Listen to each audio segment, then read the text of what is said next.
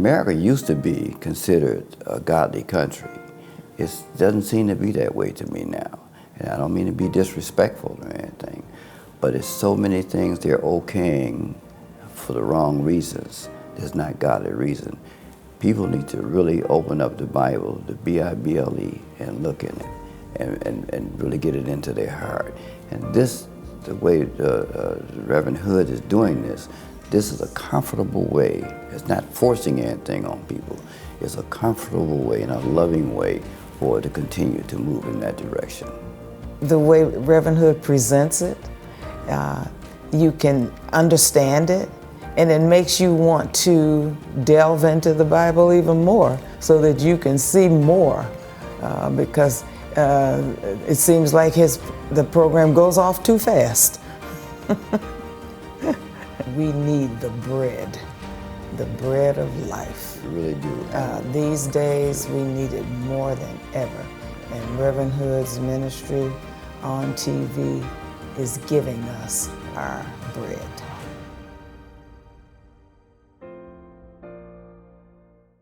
Welcome to Nicholas Hood III Ministries, a ministry of hope, spiritual inspiration, personal power guided by Christian love. May the power of God's Holy Spirit fall upon you as you sit back and enjoy today's program.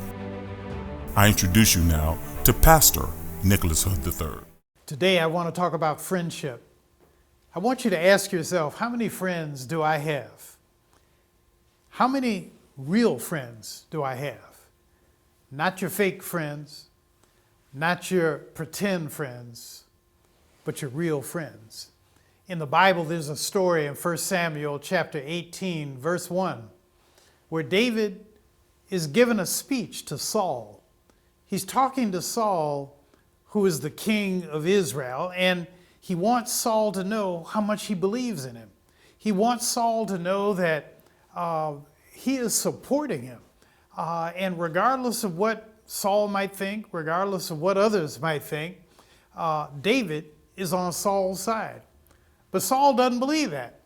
Saul is jealous of David. You may remember the previous week, I preached about the jealousy that Saul had for David. And Saul was so jealous of David, he actually tried to kill him several times.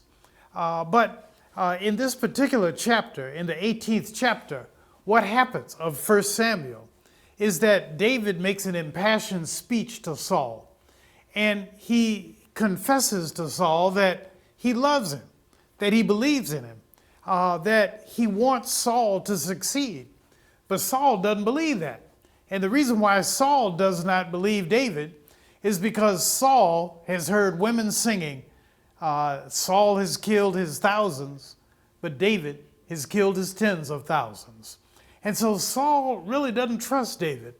And from that point on, they don't get along. Jonathan, the son of Saul, is moved when he hears David talk about how much he believes in Saul, how much he supports Saul, how much he wants to see Saul succeed. And Jonathan, the text tells us, after he heard David speak to his father Saul, the text tells us in 1 Samuel 18, the soul of Jonathan was knit, K-N-I-T, unto David. And he loved him. He loved him. And they were friends. But they had a friendship that was aborted. They had a friendship that never really got off the ground because Jonathan's father did not like David. He respected David. He had confidence that David could be a good warrior for him. He had seen David kill Goliath. But what was really bothering Saul was he's looking down the road and he's to the future and he's thinking to himself, I want my son Jonathan to follow me as king. And this guy David is rising so fast in public opinion, public approval. I think David will become king before my son Jonathan, and I don't want that. But Jonathan is drawn unto David. Jonathan gives David his armor. Jonathan gives David his shield. Jonathan gives David his sword. And they are, in effect, like blood brothers. When I was a little boy with my buddies on the block, we did everything together. We would ride the bikes together around the block. That's the farthest we could go. We'd play basketball in the backyard together. We played baseball together. We played football together. And I believe once I got together with a couple of them and we said, let's be blood brothers. And we made little scratches on our skin and put our hands, our arms up to each other. Now, in today's world, we wouldn't do that. We'd be afraid somebody would catch AIDS or some disease. But Jonathan and David have sworn themselves together as friends. And so I began today asking the question, how many friends do you have? And I believe that if you have just one friend in this world, you are a fortunate person. If you just have one person who wants to talk to you, who wants to share with you, who is willing to listen to you, you are a fortunate person. And unfortunately, sometimes we don't have many friends. My wife, a couple months ago, told me she had 17 friends. And I said, who are they? And so my wife began to tick them off. And I asked her little questions like, why does this person rate to be in your group of 17 friends? But you know, my wife got sick. Matter of fact, she's mending now. And through her illness, some of the interesting things that have happened is her list of friends has grown. She started with 17. But now, the last time I talked to her, she said, I have 27 friends. And I said, and who is in that list? So we would go through the list. And one of the surprising things is, you know, sometimes when you have a tragedy, like a death, sometimes when you get sick, you'll find out who's really your friend. And one of the surprising things is that sometimes the person you thought was your friend really might let you down. But by the same token, there might be a person who rises that you never even saw. I think about my wife. You know, she's strengthening through rehabilitation. And part of her rehab is she has to walk. That's the cardio rehab. And one of the persons that was one of her colleagues, a professional colleague, 40 years ago, out of the blue, called her and said, I heard you were doing rehab, you know, physical therapy. Can I walk with you? And in the most simplest of ways, this young lady or woman, she's not really young, comes to the house every week, once or twice, rings the doorbell. The two of them walk out the door and they walk around the block. And it's a small act of friendship. But what's happening is the friend is really rising to the top. And very often in life, you don't know who's really your friend until you're pushed up against the wall. In the case of Jonathan and David, another thing happens. They have a friendship which is bound together, but their friendship is challenged. And it's challenged because of the father of Jonathan. The father of Jonathan is Saul. And Saul does not like David. Saul is jealous of David. And because Saul is jealous of David and does not like David, Saul makes it difficult for the friendship of Jonathan and David. He makes it difficult. And sometimes in life, we will find that our friendships are challenged. Challenged because a third party simply doesn't like your friend. You have a friend, but your friendship can't grow because maybe the father or the mother of your friend doesn't like you. Maybe another friend is a third friend is jealous of your friendship and wants to insert themselves. And that's a challenging thing. I know I'm talking to somebody today. There's got to be somebody listening to me who's saying to themselves, you know, Reverend, you're right. You're absolutely right. That sometimes a friend can get in the way of another friend. I'll tell you a little story. When I was 17, I had a little girlfriend. This is before I met my wife. My wife and I met at 21. And, you know, the rest is history. We got married at 24. But my little 12th grade girlfriend was a good friend of mine. And, you know, back then I didn't think I was going to be a minister. I thought I was going to be a musician. And I played, she sang.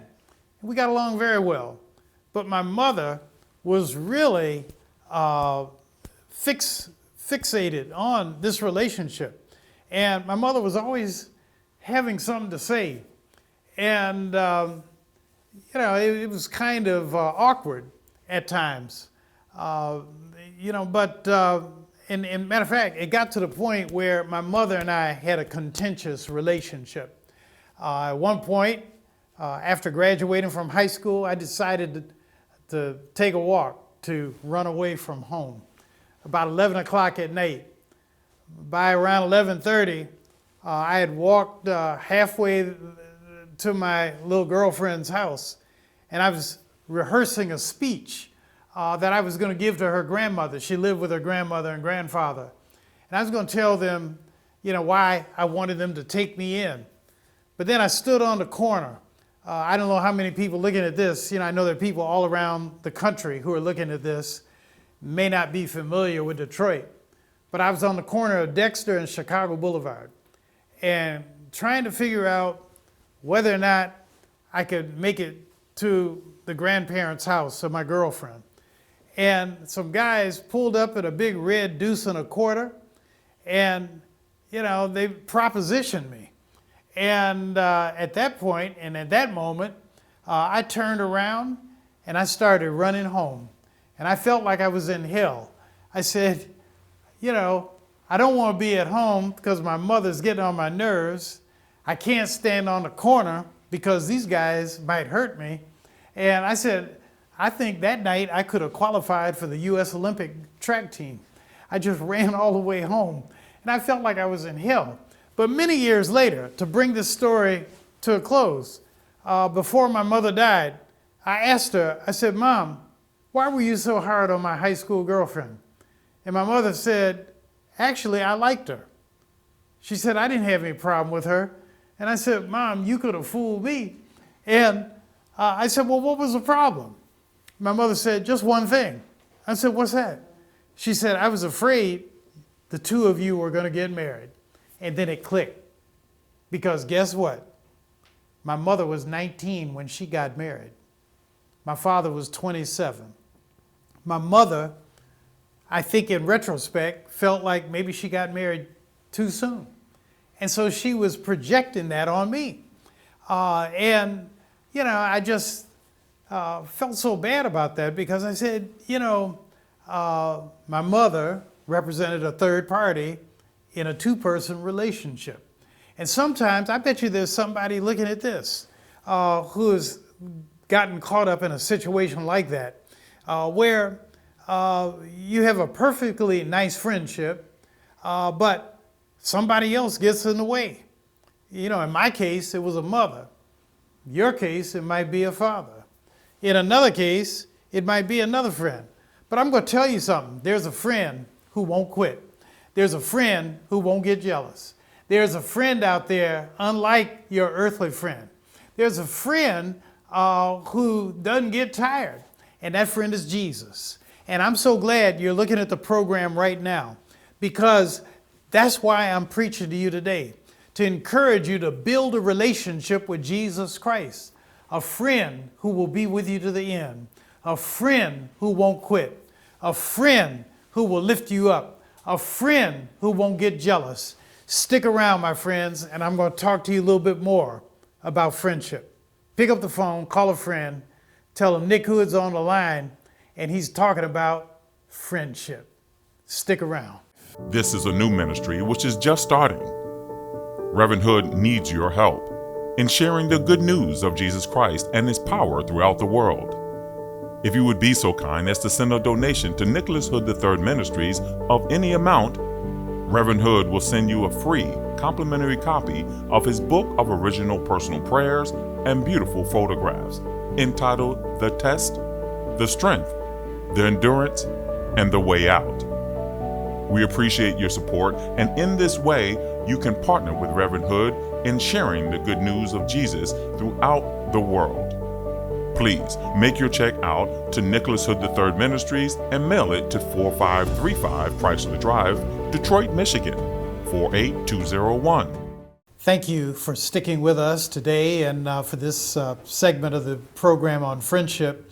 But before I get into the friendship interview, I just want to say a word of thanks to those of you who are supporting this program. Had great support. Delgina Barber has been supporting this ministry almost from the very beginning, right here in Detroit, Michigan. Dorothy McIntosh from Mobile, Alabama. I thank you for your support. Phyllis and Kevin Toney in Los Angeles, California, have been supporting this ministry from the very beginning. And that's just a handful of people. But I want to thank you because to have a program like this, it really requires a lot of support. Lorimer and Jackie Wyatt from Southfield, Michigan. But I want you to pray on it, think about it, and I would like you to consider making a donation to this program. You can write a check, mail it to 4535 Chrysler Drive, Detroit, Michigan, 48201. Did I say Huel Perkins? Huel Perkins, who's a retired newscaster in Detroit, sent me a donation last week. And so I just want to thank all of you for your support. But now today, to our program, we have Dr. George Fleming, who is a great psychologist. He's back. Dr. Fleming was with us for the last 4 weeks.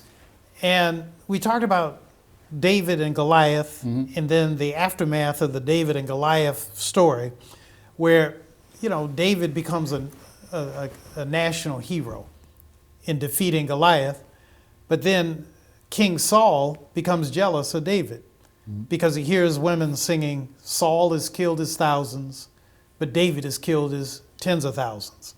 But the drama intensifies because the son of Saul, Jonathan, becomes a friend of David. And Dr. Fleming, I'd like you to help break this down for our audience, for those who are watching. And in particular, one of the questions is, not just, let's start with what constitutes a friendship, but then I want to move to what about friendship between men? That's what's happening between Jonathan and Saul. They're men who are their friends. And sometimes it's difficult for men to have friends. But give me your first thoughts about Jonathan and David and friendship. Well, as I recall the story of Jonathan and David, the most interesting thing is when Jonathan flips and says to David, whatever you need, man, I got you. Yes. Because, well, I want to tell the story. I'm sure you've told us and educated us well. Jonathan couldn't understand why his father, Saul, was so hateful of David. Exactly.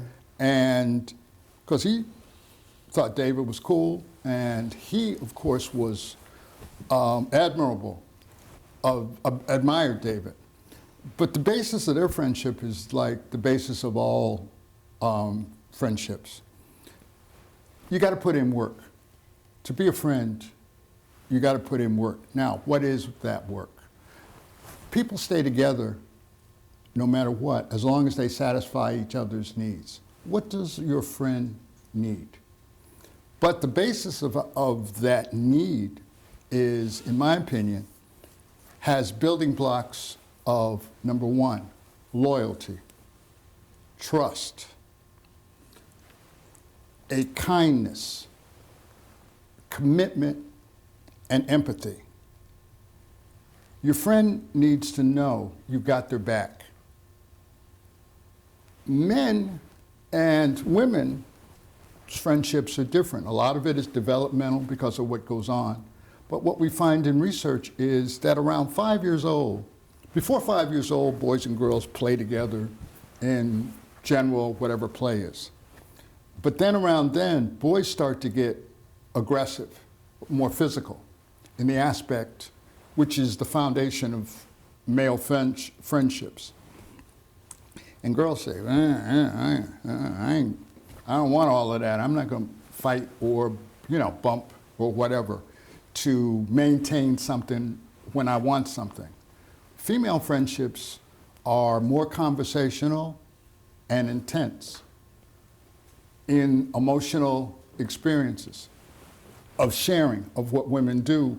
Those are the two foundations through the developmental cycle of when a girl becomes a woman, becomes a mother, becomes a grandmother, etc. They do different friendship things, but the core of it is they stay in close communication. No matter, time is not an issue for women in friendships. Like you might know somebody from what the research shows as a woman who you went to school with, and then pick up with them when you see them 20 years later, or they don't have to speak to each other every day to be friends or stay in the same thing that men do. Men's friendships are physical. A lot of times they're based on loyalty and fear. And fear in relationship of the other guy messing with you and your loyalty to them if everything goes bad or goes wrong. They can get you, so to speak. But men more likely bond on that loyalty and the tribe. So you see a lot of sports gear and how men are wearing sports gear and stuff. Those are the tribes that they are bonded to. Interestingly enough, in D1 sports, the biggest tribe in America is University of Michigan. There are more M's and out there. And then the next one is a horrible word. Ohio State. They have the second national. This is ESPN's ratings of strong schools in relationship to the bonding that goes on and loyalty of the people. So men have relationships that are based on physical aspects of men and the tribes in which they are associated. A man can have friends who he plays baseball with, bowls with, goes to church. His church friends may not necessarily be the same men that he plays baseball with, his church men. So because they're around different activities in which men invest themselves in and maybe even have aggression and physical, I mean like a pecking order of who's the best guy kind of situation. Men do those kind of things. Women change their relationships by the nature of what is going on with them developmentally.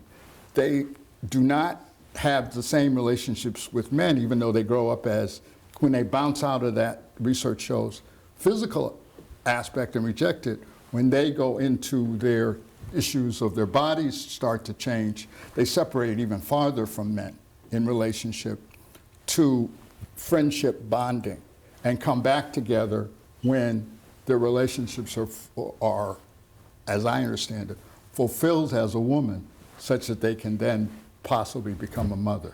And that's dating and marriage issues. So, Dr. Fleming, I'm so glad to have you on this program because that's a lot deeper analysis than what I was thinking about. Well, I'm that kind of guy. Yeah. To me, it just seems like, one of the key aspects of friendship is this a person I'm comfortable with? Is this a person I can have fun with? Is this a person I feel confident I could share some of my innermost thoughts, and by the same token, to receive their thoughts? Remember when I said people stay together to satisfy each other's needs? Those are your needs for a friend.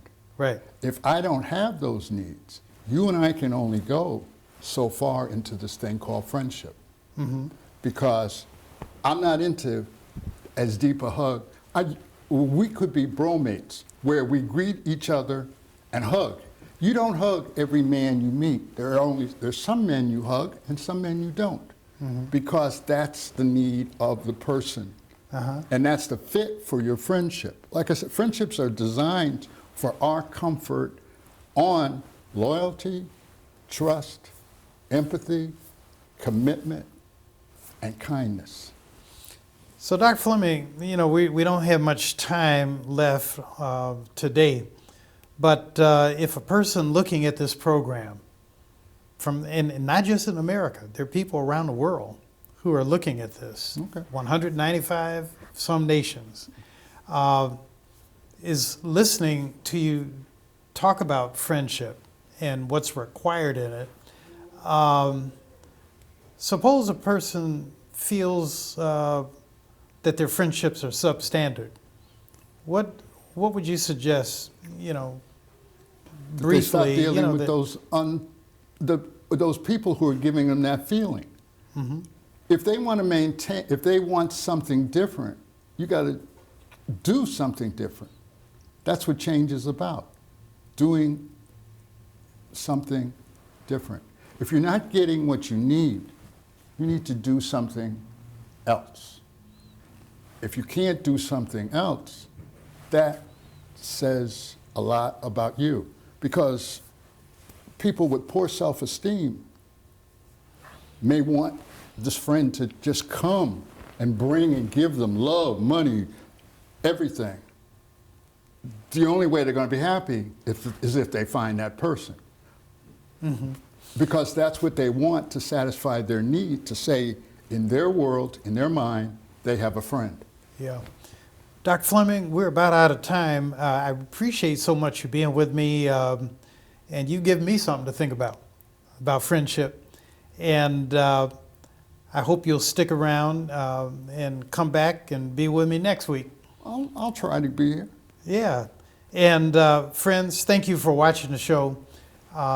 Next week, we're going to continue talking about David. And next week, I'm going to talk about how David is protected by the Holy Spirit. I want you to think about the Holy Spirit. And have you ever thought that the Holy Spirit could protect you? But that's from 1 Samuel chapter 24. Thanks again for being with me. God bless. God keep you. And remember, I'm praying for you. If this broadcast has been a blessing to you, we ask that you mail a tax-free donation to Nicholas Hood Ministries at 4535 Chrysler Drive, Detroit, Michigan, 48201.